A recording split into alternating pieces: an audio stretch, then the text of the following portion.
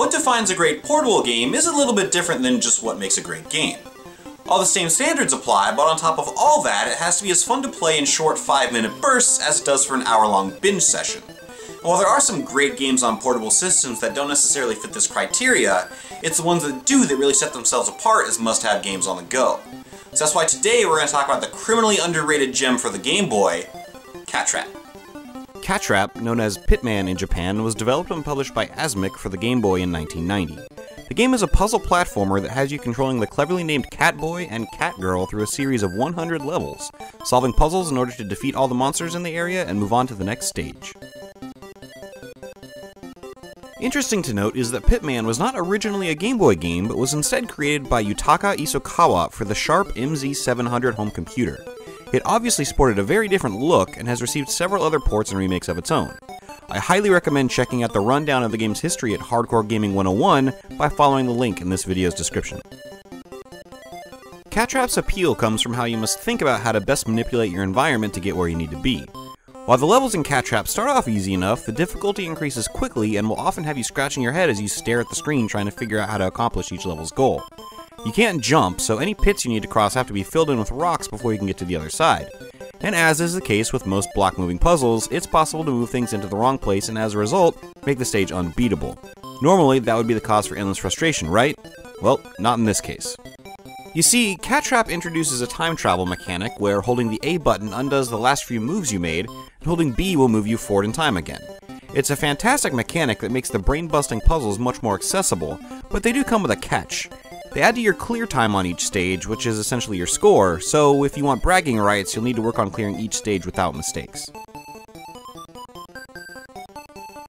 The game's difficulty shouldn't be a deterrent, however. The rewind mechanic actually encourages trial and error, because if you try something and it doesn't work, you can simply hit the A button and try again. You can do it as many times as you need to, since there's no resource that's drained when you rewind, so you get to enjoy things at your own pace and practice some of the tougher obstacles as many times as you like.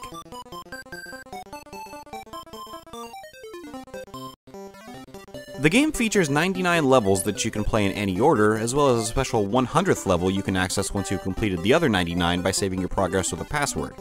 That alone is a good amount of content for a Game Boy game released in 1990, but you can also create your own levels and share them with others via a password, meaning as long as you have clever friends who own the game, you'll never run out of stages to play.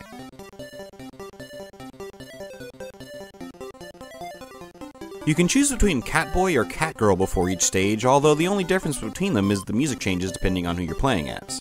There are a few later stages that have you playing as both, however, requiring you to have them work together to traverse some of the tougher challenges.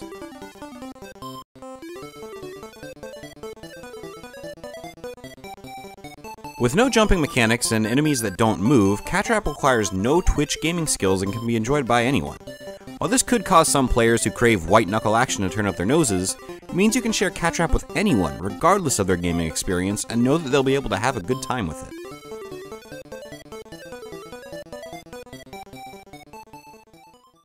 I love Catrap because it's a great game to play no matter how much time I have.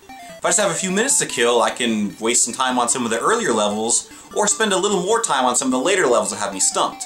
But if I really feel like sitting down and spending some time with it, I can always plug it in on the Super Game Boy and play it on the TV. The gameplay is so great that it stands up no matter how much time I have. The accessibility is really what makes the game so enjoyable.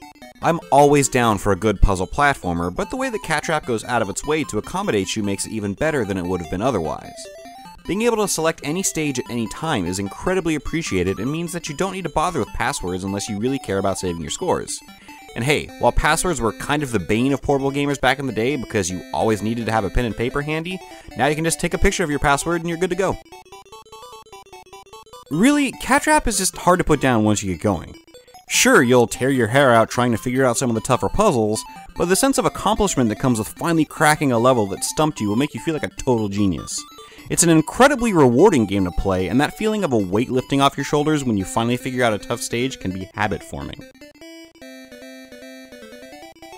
The game controls great, although there's not really a whole lot of room for them to go wrong. The game has a grid-based movement system, so pressing left or right will move you one block in that direction. The characters move briskly enough, so the game's challenge comes from the obstacles themselves, rather than trying to get your character where you want them to be. You can't go into a Game Boy game expecting much in the graphics department, but Catrap looks pretty good all things considered. It's easy to tell all the different tiles apart, and Catboy and Catgirl's sprites are charming enough on the small screen. Even the monsters are cute, so the whole package is just fun to look at. It also works well on the Super Game Boy, which can even turn it into a multiplayer game if you have some friends over and want to work together to figure out each stage. And as always, like every game I talk about, Catrap isn't going to cost you a whole lot of money. You can grab a loose cart for about $5, and considering what you're going to get out of it, that's an incredible value. Whether you're laying in bed with your Game Boy or playing on your Super Nintendo via your Super Game Boy, Catrap is a fantastic game for whenever you're in the mood to really put your problem-solving skills to the test. The game gets super challenging as you progress, but the time travel mechanic, as well as being able to select any stage at any time, means that you should never get too frustrated or overwhelmed with it, and the game will never stop being fun. It's got a great look, great level design, and it's just a blast to play. Do not pass it up.